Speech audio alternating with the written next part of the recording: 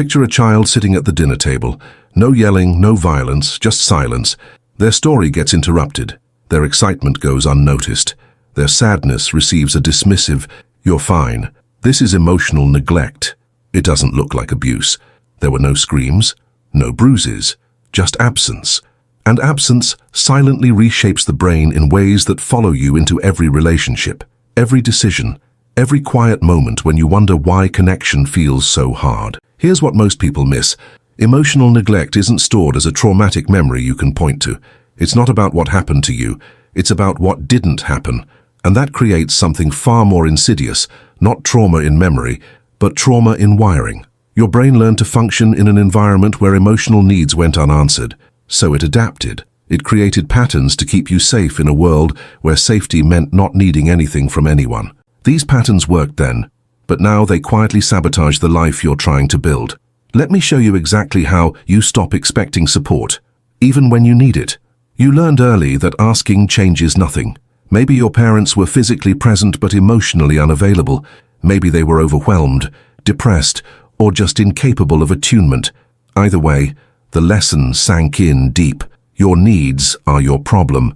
So independence became your default setting.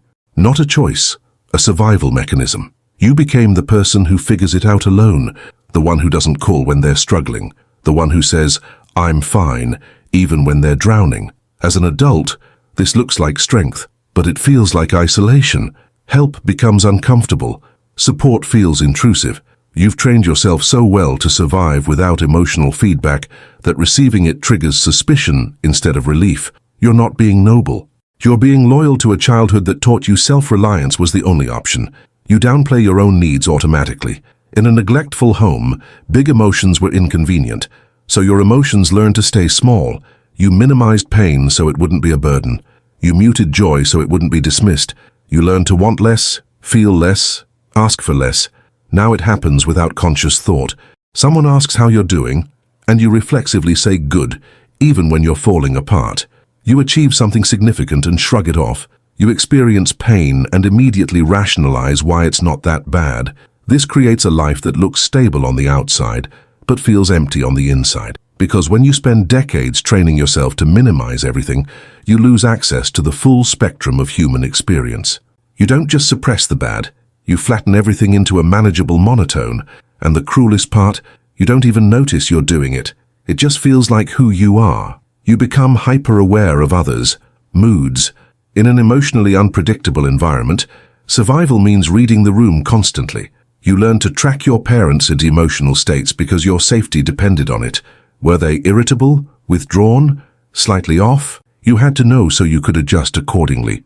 This creates adults with an almost supernatural ability to sense shifts in other people's emotions. You walk into a room and immediately know something's wrong. You can feel tension that others miss. You pick up on micro-expressions and tone changes that go unnoticed by everyone else.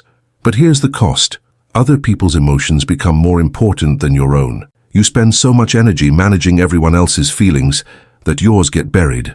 This drives people-pleasing, over-functioning in relationships, and a constant low-level exhaustion from emotional labor that was never yours to carry. You weren't born an empath. You were trained to prioritize others, emotional realities over your own as a matter of survival. You struggle to feel truly seen in relationships. Even when someone genuinely cares about you, something feels off. They say they love you. They show up. They do all the right things. But underneath, there's this persistent sense that something's missing. You're close, but never fully at rest. Intimacy triggers discomfort instead of safety. When someone tries to see you deeply, part of you recoils. Not because they're doing anything wrong, but because being truly seen was never safe in childhood. So you keep pieces of yourself hidden. You offer connection, but from behind a wall you don't know you've built. You want closeness, but find yourself pulling away when it gets too real. Your nervous system learned that invisibility equals safety, and unlearning that feels terrifying. The tragedy is that you're capable of deep love. You just struggle to believe you're worthy of receiving it. Because a child who was emotionally neglected internalizes one devastating belief: I am not enough to warrant attention. You confuse self-sufficiency with self-connection. You know how to function. You pay your bills, meet your obligations, handle your responsibilities. You're the person others rely on. From the outside, You look like you have it together, but being functional replaced being emotionally present. You learn to perform competence while disconnecting from your internal world. You know how to survive. You just never learned how to receive, to rest, to stop proving your worth through productivity. Rest feels unsafe because no one taught you it was allowed. Slowing down means feeling, and feeling means facing everything you've been running from. So you stay busy, you stay useful, you stay in control, because stopping feels like falling. Self-sufficiency became your identity, but self-sufficiency without self-connection is just a sophisticated form of abandoning yourself the way you were once abandoned. Listen carefully. Emotional neglect doesn't make you weak. It creates adults who are extraordinarily capable but deeply disconnected. You're not broken. You're adapted to an environment that required you to be more resilient than any child should have to be. But here's what changes everything. Needs aren't failures.